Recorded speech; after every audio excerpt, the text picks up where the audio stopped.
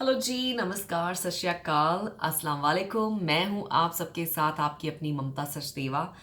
आज मैं आपके साथ फिर से एक दिल की बात लेकर आई हूँ करने के लिए। आप मेरे दिल से जुड़े हुए हैं, अब मैं उसका क्या कर सकती हूँ। कहीं ना कहीं हमारा जो संबंध है आपस में बहुत गहरा होता जा रहा है, तो मेरा भी दिल करता है कि मेरे जो दिल की अपने दिल के करीब वाली स्टोरीज हैं वो सारी आपको धीरे धीरे धीरे करके बता दूं। लेकिन क्या करूँ, स्टोरीज ही इतनी सारी हैं मेरे पास जो खत्म होने पे ही नहीं आती। तो अगर आपको मेरी ये स्टोरीज अच्छी लगती है तो आपने कमेंट सेक्शन में मुझे बताना नहीं भूलना है। इंस्टा पेज है मेरा, उसके ऊपर भी आपने मेरे साथ जुड़े रहना है और इस वीडियो को एंड तक देखना नहीं भूलना है। तो आज की जो वीडियो है, अगर आपने मेरे चैनल के ऊपर एक वीडियो देखी हो जब मैं अपने टाउन गई थी पंजाब में, मैं इंडिया पंजाब से हूँ और वहाँ मेरा जो शहर है मोगा शहर में मैं पैदा हुई हूँ। और हमारा एक मोहल्ला होता था जिसका नाम था पट्टी वाली गली, जहाँ पे मेरा सारा बचपन जो है वो बीता है। बहुत सब मोहल्ले के साथ मेरी इतनी बॉन्डिंग होती थी, मैं आपको बता नहीं सकती। लेकिन एक इंसान मेरी ज़िंदगी में ऐसा था जिसके साथ मेरी बहुत ज़्यादा बॉन्डिंग थी और उसके बारे में आज ये वीडियो मैं बनाने वाली हूँ। उससे सीख हमें क्या मिलती है वो हम देखते हैं, लेकिन ये मेरी ज़िंदगी के करीब की एक बहुत बहुत ही करीबी स्टोरी है जो मैं आपको बताए बिना नहीं रह पाई। तो क्या था, मैं महज सिर्फ 11 या 12-13 साल की होंगी उस टाइम पे। मेरे 3 बड़े भाई थे, मेरे फादर और मदर।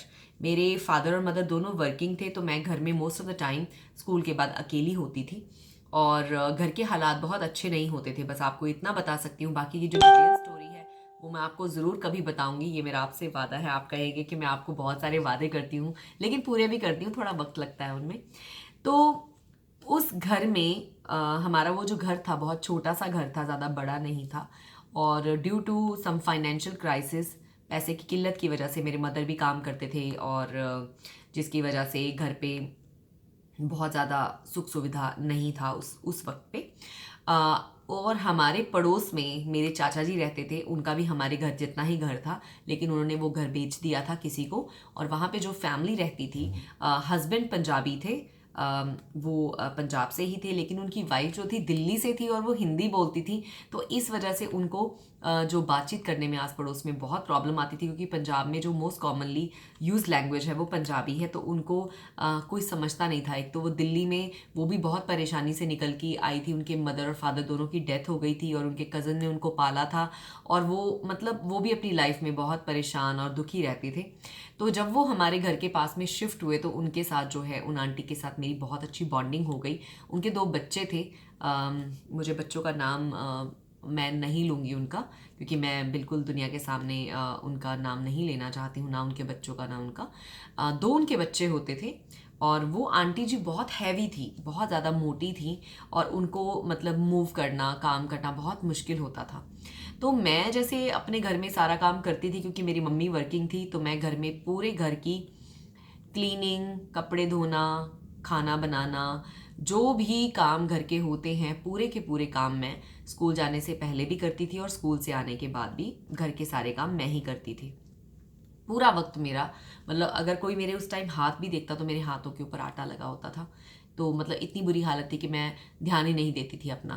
और खैर उस टाइम पे एक सिंपल सी लाइफ ही होती थी, ना फ़ोन्स होते थे, ना कोई इतना टीवी का चलन होता था। तो सारा दिन घर में लगी रहती थी। और क्या होता था उसके बाद, जब अपने घर का काम मैं ख़त्म करती थी तो उन आंटी के घर जाके, मैं घर क्या था हमारी साथ में दीवार सांझी थी, तो मैं क्या करती थी उनके घर चली जाती थी और उन आंटी के साथ भी उनके घर का सारा काम कराती थी। उनके मटर छिलवाना, लहसुन छिलवाना, उनकी सब्जियां काटना, उनके साथ पोछे मरवाना, उनके बाथरूम्स क्लीन करना। और एक वक्त ऐसा आया कि उनके बच्चे छत के ऊपर खेल रहे थे और हमारे बिस्तरे, हमारे जो जैसे रजाई होती है, कंफर्टर्स होते हैं, पिलोज होते हैं, वो मम्मी ने छत के ऊपर रखे थे धूप लगवाने के लिए। तो उनके बच्चे साथ में खेल रहे होंगे, क्योंकि दीवार बहुत छोटी थी। तो बच्चों ने खेलते खेलते माचिस की डब्बी उठा ली और माचिस जला के हमारे घर के बिस्तरों के ऊपर फेंक दी। तो उससे क्या हो गया, बिस्तरों में आग लग गई। और उस टाइम मैं अपने नानके गई हुई थी, मैं घर पे नहीं थी। तो मैं अपनी नानी के घर में थी उस वक्त। और पीछे से जब मेरी मम्मी, ऑफ कोर्स जिसके पास पहले ही कुछ ज़्यादा गुजारा करने के लिए घर पे ना हो तो वो इंसान पैनिक में आ जाएगा। आग जलती देखी, आग को बुझाया गया, गली पड़ोस वालों ने मेरी मम्मी को बुलाया। और काफ़ी ज़्यादा बड़े लेवल का मेरी मदर का और उन आंटी जी का ऐसा झगड़ा हो गया कि एक दूसरे की शक्ल देखने को भी तैयार नहीं। अब मैं जब वापस आई तो मेरी मम्मी ने मुझे भी बहुत डांटा कि तूने आगे से कभी इनके घर नहीं जाना है, इनसे कभी बात नहीं करनी है, इनकी हेल्प नहीं करनी है। खैर, मेरी मम्मी को तो नहीं पता था कि मैं उनके घर कभी हेल्प करी है मैंने, वो चीज़ मैं कभी पता नहीं चलने देती थी, क्योंकि ऑफ कोर्स मेरी मम्मी बहुत डांटती मुझे अगर उनको पता चलता, तो मैंने कभी उनको बताया नहीं था। तो हुआ क्या, वो लेडी कुछ दिनों बाद, कुछ टाइम बाद प्रेग्नेंट हो गई और उनके घर में कुछ टाइम बाद एक छोटा सा बेबी आ गया। अब 2 बच्चे उनके पहले थे, एक छोटा बेबी अभी आ गया, और मैं जब भी मतलब घर से बाहर निकलती थी, सफाई वगैरह कर रही होती थी, तो वो बेचारी बड़ा मुंह सा लटका के मेरे सामने से निकलती थी। मुझे फील होता था कि मैं इनसे बात कर लूँ। तो एक वक्त ऐसा आया कि मेरी मम्मी घर पे नहीं थी, तो मैंने डिसाइड किया कि चलो मैं इनसे बात कर लेती हूँ। तो मैंने उनसे बात करी, वो मेरे गले लग के बहुत रोई कि नहीं, मैंने तुम्हें बहुत मिस किया, तो ये है वो है, गलती हो गई बच्चों से, ऐसे नहीं होना चाहिए, तुम्हारी मम्मी ने हमें बहुत बोला। चलो वो एक हीट ऑफ द मोमेंट था, दोनों फैमिलीज़ के बीच में जो भी टसल या प्रॉब्लम्स हुई, मैं वहाँ मौजूद नहीं थी, तो मुझे पता नहीं कितनी इंटेंसिटी में लड़ाई झगड़ा हुआ था। तो खैर, अब मैंने क्योंकि उनसे बात की, उनका दुख फिर से सुना, और मेरी एक खासियत है, या सब लियोज़ की ये प्रॉब्लम होती है कि वो किसी का दुख सुन के बर्दाश्त नहीं कर सकते। अब जब उन्हें उनका दुख पता चला कि वो कितनी परेशान है और 3 बच्चों को संभाल नहीं पा रही हैं, उनका बच्चा भी अभी छोटा सा ही था बिल्कुल, लाइक उस टाइम डायपर्स भी नहीं, इतना चलन नहीं होता था छोटे शहरों में। तो मैंने क्या करना शुरू किया, आप बिलीव नहीं करेंगे, मैं अपने घर का सारा काम करती थी। अपने घर का दरवाज़ा अंदर से कुंडी मार लेती थी और छत से दीवार फांद के उनके घर जाती थी और उनके घर का सारा काम मैं उनके साथ मिलके करवाती थी। इनफैक्ट ये बात कहते हुए आज मैं मतलब बुरा नहीं फील कर रही, प्राउड फील कर रही हूँ कि उनके छोटे बच्चे के जो पोतड़े होते हैं, जो एक डायपर टाइप कपड़े का होता है जो घर पे बनाते हैं, उसको क्या बोलते हैं, हम उसको पंजाबी में पोतड़े बोलते हैं। तो मैंने उसके बच्चे के पोतड़े तक भी उसके साथ धोए। उस टाइम पे उसको, उस लेडी को हेल्प करने के लिए, सपोर्ट करने के लिए उसके घर में मैंने सब्जियां काटी हैं, खाना बनाया है उसके घर में, डस्टिंग करवाई है उसके साथ। जबकि मेरे अपने घर में काम की कोई कमी नहीं होती थी, इतना काम मैं करती थी, बिल्कुल पतली थी मैं, लेकिन मैंने उसके घर पे भी काम किया। एक दो बार क्या हुआ, कहीं मेरी मम्मी काम से निकल के घर आ गई, वो बेल बजा रहे हैं, मैं उनके घर थी, मुझे बेल सुनाई नहीं दी।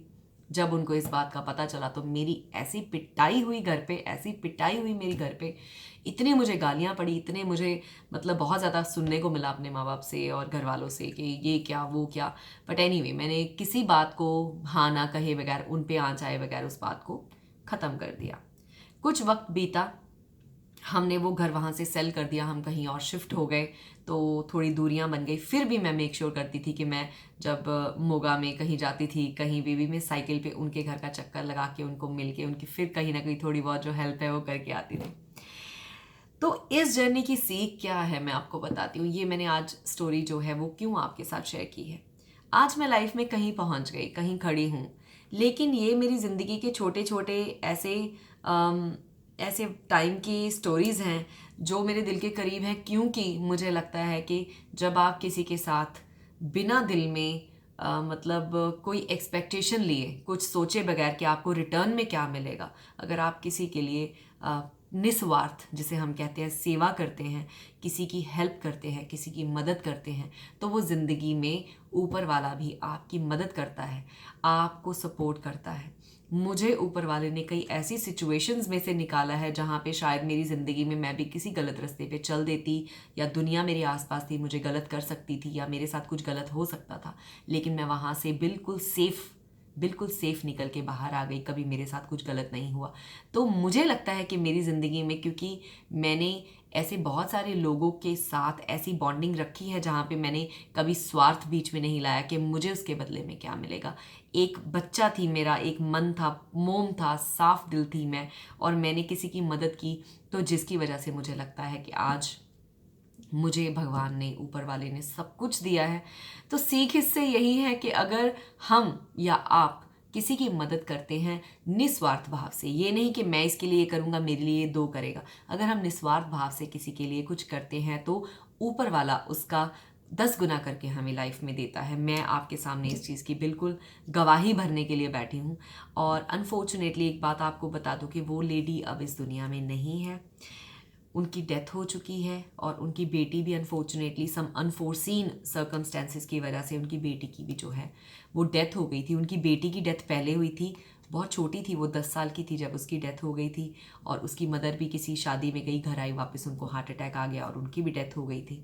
तो उसके बाद मैं कभी उनके घर नहीं गई, लेकिन मैं उस घर के आगे से कभी निकलती हूँ तो मैं बहुत ज़्यादा हैवी फील करती हूँ। आज वो लेडी ज़िंदा होती तो मैं एक बार उनसे ज़रूर मिल के आती, उनके लिए खाना ज़रूर बनाती, चाय बनाती, कुछ भी बनाती। तो वो मेरी ज़िंदगी के बहुत करीब थे। बस सीख यही थी, आज आपसे शेयर करने का रीज़न यही था कि मदद कीजिए लोगों की। कभी आपको नज़र आता है आपके आसपास कोई जो आपको लगता है कि ज़रूरतमंद है, फिज़िकली फ़िट नहीं है, कोई सामान उठा नहीं सकता, या उसके बच्चे को कोई परेशानी है, या किसी तरह की भी मदद, मैं उसको कोई पैसा नहीं दे रही थी, मैं उसको कोई फाइनेंशियली सपोर्ट नहीं कर रही थी, लेकिन जो उस वक्त मेरे बस में था, जबकि मैं खुद अपने घर में परेशान सारा दिन काम करती थी, स्कूल का काम करती थी और बहुत सारी चीज़ें झेल रही थी अपनी लाइफ में, लेकिन मैंने उस लेडी का साथ कभी नहीं छोड़ा, निस्वार्थ भाव से।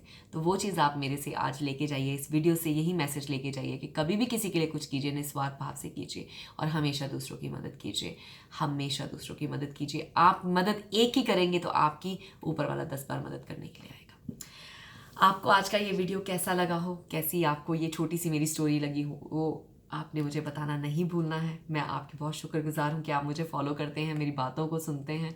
और कभी कभी मुझे लगता है कि मैं बहुत ज़्यादा बोलती हूँ, बहुत ज़्यादा कुछ कह जाती हूँ, अगर कुछ ज़्यादा कहा हो तो उसके लिए माफ़ी चाहती हूँ।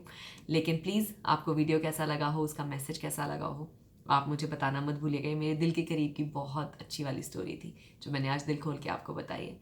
तो चलिए दोस्तों, मैं ममता सचदेवा ले रही हूँ आपसे विदा, इसी होप के साथ कि एक अच्छा सा मैसेज आप इस चीज़ को फॉलो करेंगे और हमारी मुलाकात होगी फिर से किसी और अच्छी सी वीडियो में। तो चलिए, for now, thank you and bye.